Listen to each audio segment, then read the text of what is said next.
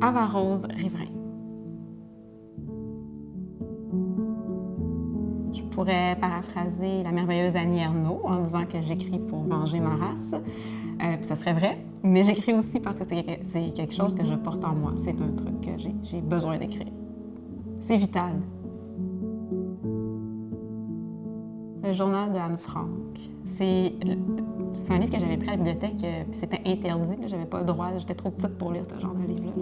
Je me suis rendu compte de la portée, de la puissance de l'écriture, que ça peut te faire plonger dans un lieu, dans un monde inconnu, à une autre époque, puis j'ai appris à pleurer en lisant ce livre-là. Je me suis rendu compte qu'on pouvait pleurer en lisant, puis ça aide.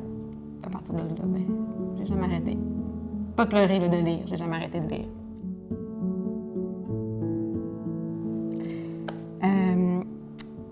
Non.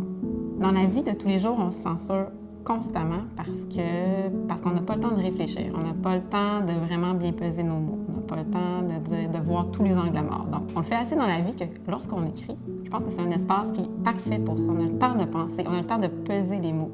On a le temps de voir, tu sais, peut-être venir. Bon, c'est sûr qu'on peut en échapper, là, puis il y a toujours peut-être des gens qui vont être heurtés, mais c'est plus facile de dire, de penser, de réfléchir, puis d'exprimer quelque chose. Donc, non, pas de censure en écriture.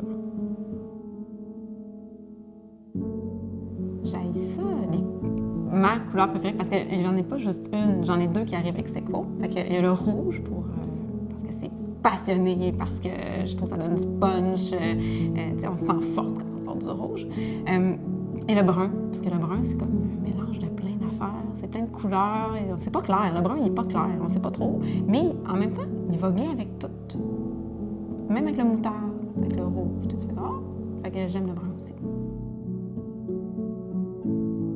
Ça, c'est une question qui est difficile à répondre, parce que les trois sont intéressants. Paris, parce que c'est la ville de l'amour, des possibles, des lumières, et c'est aussi en raison de sa proximité.